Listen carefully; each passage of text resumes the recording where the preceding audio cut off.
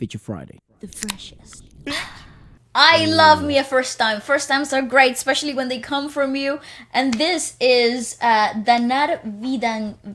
Widianto? How would you guys pronounce the W's? Widianto. I'm not 100% sure. Here's another thing. If you'd like to support the channel and the podcast, if you enjoyed all this stuff, do make sure you check out the merchandise and you get yours. It's kind of like hoodie season, or maybe if where you're from, maybe you're watching from Indonesia, maybe you're watching from somewhere else. Maybe it's quite warm. Still, it's never too late to look stylish. And, this is my favorite crew neck as well. Or it's a gift, or maybe, you know, it supports the channel, it helps us out, so happy days. And plus, it's really good clothing as well. But yeah, back to this. All right. So, first time. Let's have a look. Yeah. I love those two girls. That's the judges, yeah. Yeah. 18th. Por Okay, what the hell? That guitar is brilliantly freaking What mixed. does that mean? Wokerto. I think that's the area where they come from. Really? Yeah. I think 18th, like 18th Avenue or something. No. 18 is his age. Like, that's his age and the area where he comes from. You know, when you like on X Factor, when the auditions here in London, it's like, oh, Timmy, he's from South London. Essex. Yeah. Oh, like 25 Essex. Literally, yeah, it's the same. I think that's what it is. Go on. I think that's... Essex, and he also has been enjoying the show. Go on. Or it's like, Efra, 24, and blah, blah, blah. Right. Yeah, that's what it is. Yeah. Oh, Okay, Prada. her Earrings, freaking bro. earrings are Prada. Did you clock that? Okay, moving on. Yes. Yes, sir. I love how he sings in real life. Like, Noah. yeah.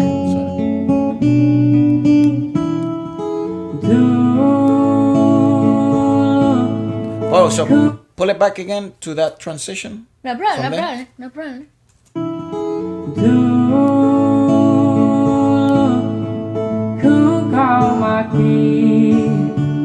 Everyone loves a good singer-songwriter.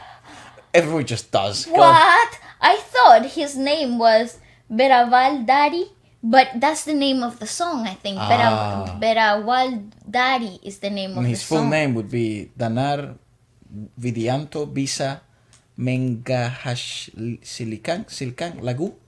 Or is that maybe I don't like know. a- Maybe that's a like wording? I think that's like saying he sings blah blah blah live or something like that. Maybe I'm totally guessing out here. I don't know. I literally know nothing. I'd like to learn though. Is this Javanese or is this Indonesian? Yeah, I don't know.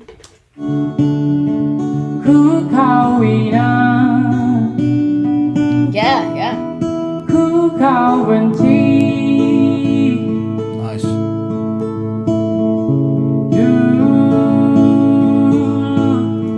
I love that. He's got this darkening of the ooze. They're really like a little bit less brighter than how you would hear them in naturally in any style. He's saying Dulu. But he's darkening Yeah. the top of the ooh, so it's bringing like a little bit of like a cacophonic atmosphere to the sound itself, Yeah. which is pretty cool because it's really distinguishable, and I think that's what differentiates him from any other singer-songwriter that might have auditioned that day. It's the fact that you're bringing a new texture, a new color to something that it's perhaps already been done before, which already puts him at an advantage. And what a better advantage than being yourself? Like I think that already puts a lot of peace of mind in the contestant. It's really cool though.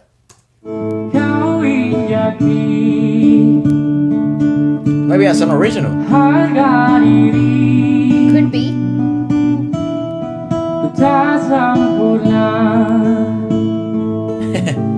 Oh, nice. Again, he's bringing that darkening into the slightly open vowels, like an sound. It's hard to maintain the darkening of vowels when they're open vowels. So you have closed vowels like oohs, ahs, and certain sounds. They close a little bit. Well, with an it's open, smilier. Phonetically speaking, it creates more of a narrow airflow because of the mouth positioning. So and that are smilier.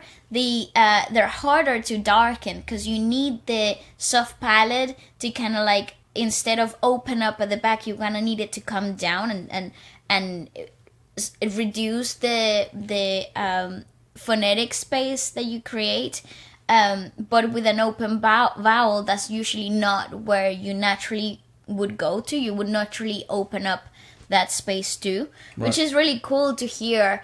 And if you see his mouth positioning, even though it's a smile or is wider on the edges, you're actually seeing a very narrow, soft palate in the inside. If you pay more attention to it, it's really interesting. I like his technique. It's definitely something he's learned in the years of singing. Nothing that has been taught. I'd like to watch more before Absolutely. I give mine. You see? It's very cacophonic.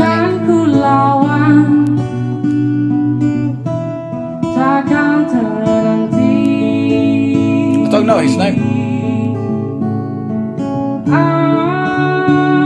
That's a great example of that, right? Yeah. Yeah, I mean, what's interesting about him, it's especially in this type of environments where an acoustic singer-songwriter, it's probably the most frequent audition with a guitar. It's also, yeah, I guess a lot of people do relate a singer-songwriter that can also play the guitar to audition in this type of shows. Mm-hmm. You do always get a few of those, and as a matter of fact, a few of those always get through. Yeah. I don't know what his story is, but it's very difficult to then appeal to an audience because it is a style that's very popular, so a lot of people are gonna like from the beginning. But it's also a style that could have been done a lot in this auditioning process, and you certainly don't want to have, in Venezuela we call them tequeños, which is like this.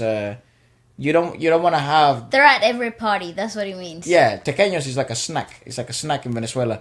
It's like our version of mozzarella cheese sticks, but cheese fingers or whatever, whatever it is. So you don't want to have that all the time. The magic to them is that you have them every now and then. So that's kind of the same here. He wants to be the rarity, the singer-songwriter that everyone strives for. That it's not. That there aren't like 7 contestants that do the exact same thing. Mm-hmm. So yeah, darkening the vowels, creating. I don't know if this is his original piece, but if it is, that plays towards your advantage. What a way to launch a single. That's right. Your aesthetic, the simplicity of things, all of that plays a huge part because again, this is a genre that most people do relate singers to this anyways. Yeah, that's right. The guy that plays the guitar. Yeah. The guy that sings it and serenades this guy or this girl, or maybe he's a poet. Yeah. Overall, I think it's a really cool first audition. Very good. Because you're seeing a lot of personality come through in a very short space of time, and that's all you can do. Because at the end of the day, this is entertainment and it's being televised. So if you're not providing entertainment, you won't make it past this, and you're trying to win the audience. That's the whole point of this. So this is fantastic. A great carrier of melody.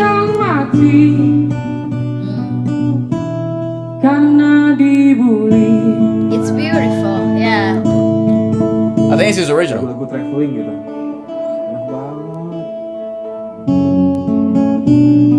And the resonance in that fucking place is ginormous. It's great. Awesome. It just lets you know how big of that studio is. How ginormous, big. Yeah. So it must be really intimidating for them for the first time. Yeah.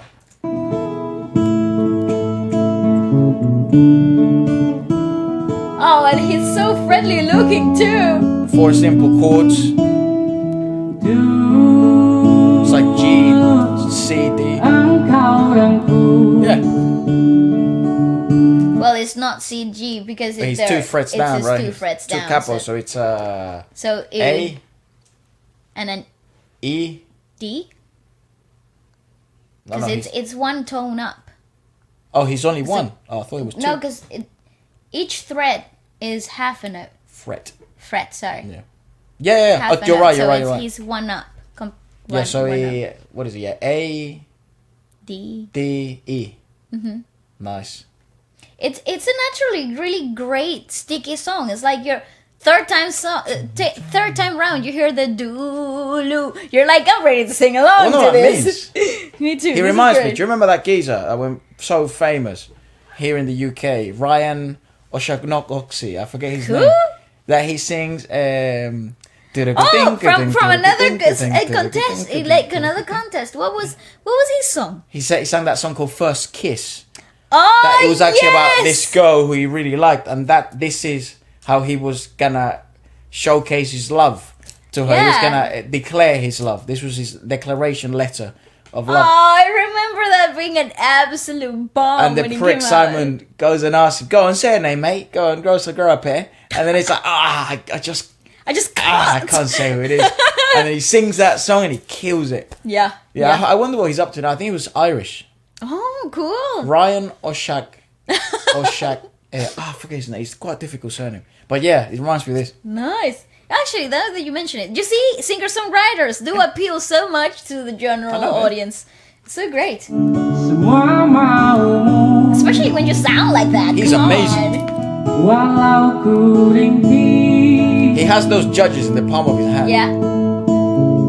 Also, let's have him on for his freaking outfit. It's brilliant. Sure. Great use of aesthetics. I'm here for aesthetics and I'm getting it delivered. Young people now like have that idea of aesthetics so clear since when they're really young, like at 12. Yeah, we were watching. I don't know how we came. Oh, it was an artist that we were following from.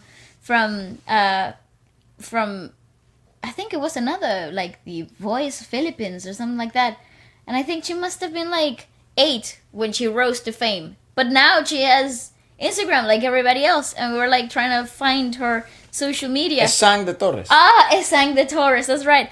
And she is 14, but her whole freaking Instagram... She has a vibe. Has a vibe. Yeah, she has Dude, when I was 14, my vibe was, I don't know, low-rise jeans and flip phones.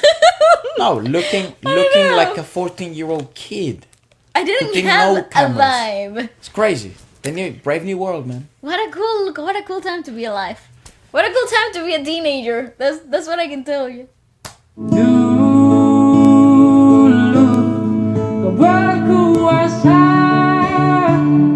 It's beautiful.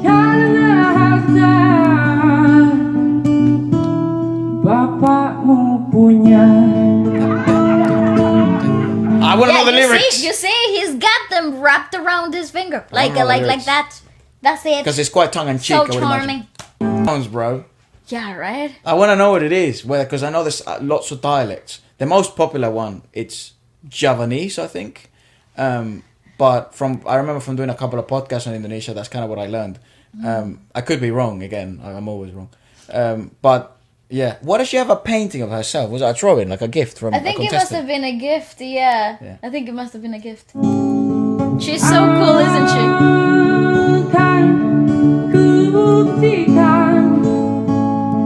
Nice. You get Judica's approval, you're in.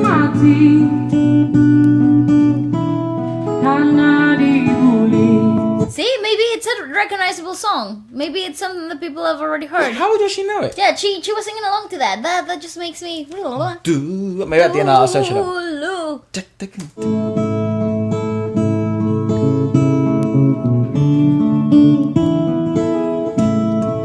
It's beautifully mixed. Hypnotized her, bro.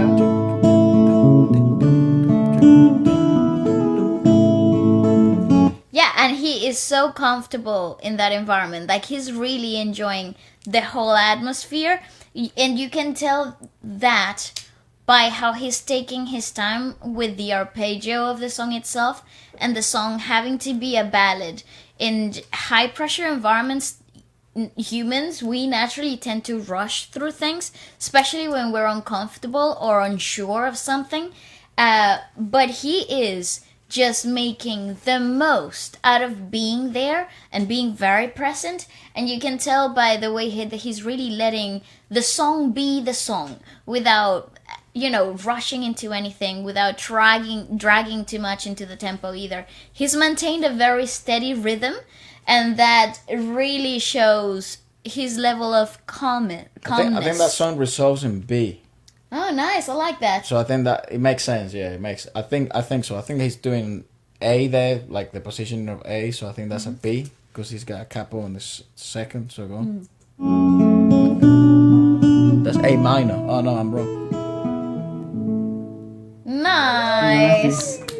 Ah, super freaking nice. Joke, man. I love that. it. I love it. I actually I hope we recorded that in a studio somehow, somewhere, and he launches that shit. That's a hit. And this is so famous. This is so popular. Yeah, this would have my vote. That's like 25 million views, dude. That is freaking wonderful. He deserves every single one of that. Let us know more about him, please. I'm so intrigued. And is this a cover? Is this not?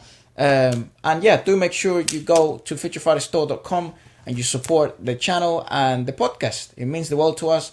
It means the world that you guys are already doing it. So yeah. I just thought, we'll come out, wear it, and just, let you guys know. And yeah, thank you for watching.